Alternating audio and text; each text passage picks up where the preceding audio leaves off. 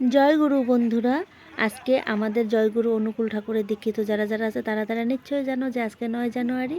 আর 9 জানুয়ারিতে আমাদের শ্রী শ্রী প্রেমময় অনুকূল ঠাকুর পিকনিক খেয়েছিলেন। তো তার উদ্দেশ্যে আমরা প্রত্যেক বছরই 9 জানুয়ারিতে পিকনিক খাই। সেই উদ্দেশ্যে আজকেও আমরা সবাই এখানে এক জায়গায় হয়েছি পিকনিক খাবো বলে। তো এটা আমাদের অনুকূল ঠাকুরের মন্দির টিপকাই। খুব সুন্দর পরিবেশটা, শান্ত শীতল পরিবেশ। তো আমি, আমার মেয়ে, আমার শাশুড়ি, আমার বড় মেয়ে সবাই এসেছিলাম পিকনিক খেতে। তো এখানে দুই একটা ফুটেজ নিয়ে ভাবলাম একটা ছোট্ট ভিডিও করে দিই। এখানে দেখেন সবাই খাওয়া দাওয়া করছিল। এটা ফার্স্ট বৈঠক ছিল, বসেছিল জাস্ট। আমরাও খাবো, একটু পরে আমরাও খাবো। তো দেখেন বন্ধুরা, সবাই খুব এনজয় করতেছে পিকনিকটা। তো আজকে কে কে কোথায় কোথায় পিকনিক খেলে, যারা যারা আমাদের ঠাকুরের দীক্ষিত আছে সবাই অবশ্যই কমেন্ট বক্সে জয়গুরু বলবে।